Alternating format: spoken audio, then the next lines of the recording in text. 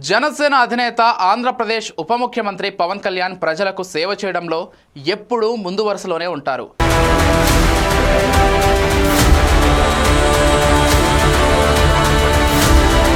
పిఠాపురంలో ఆయన ఎమ్మెల్యేగా గెలిచిన దగ్గర నుంచి ఆ నియోజకవర్గం అన్ని రంగాల్లో అభివృద్ధి సాధిస్తోంది.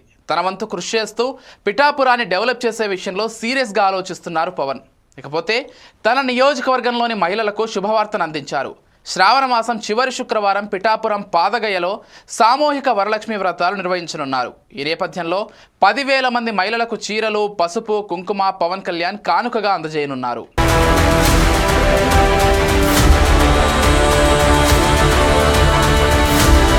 సాధారణంగా వరలక్ష్మి వ్రతాలు ఇళ్లల్లోనూ లేదా ఏదైనా పుణ్యక్షేత్రాల్లోనూ జరుగుతుంటాయి. ఇంకా చెప్పాలంటే కొన్ని చోట్ల సామూహిక వ్రతాలు కూడా నిర్వహిస్తుంటారు.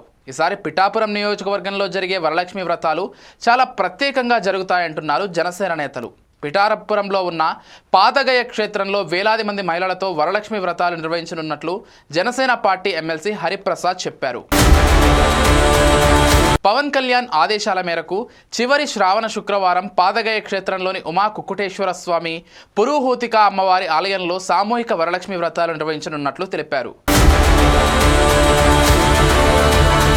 వరలక్ష్మి వ్రతాల సందర్భంగా ఆడపడుచులకు పవన్ కళ్యాణ్ పంపే పసుపు, కుంకుమ, చీరలు కానుకగా అందించనున్నట్లు వెల్లడించారు. మొత్తం 10,000 మంది ఆడపడుచులకు చీరల పంపిణీకి ఏర్పాట్లు చేశారు.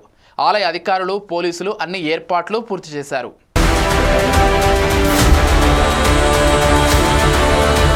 పిఠాపురం ఆడపడుచులంటే పవన్ కళ్యాణ్కి ఎనలేని అభిమానమని శాసనమండలి విప్ హరిప్రసాద్ తెలిపారు.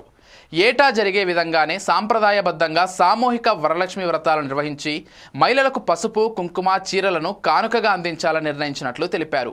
22 ఉదయం 5 గంటల నుంచి ఉదయం మొత్తం 5 బ్యాచ్లుగా వరలక్ష్మి వ్రతాలు ప్రారంభమవుతాయని పేర్కొన్నారు. ఒక్కో బ్యాచ్కు ఒక్కో అమ్మవారి పేరు అంబిక, భ్రమరాంబ, చాముండి, దుర్గా, ఈశ్వరి అని నామకరణం చేసి ఎక్కడా ఎవరికీ ఇబ్బంది కలగకుండా ఒక ఆర్డర్ ప్రకారం నిర్వహిస్తామన్నారు.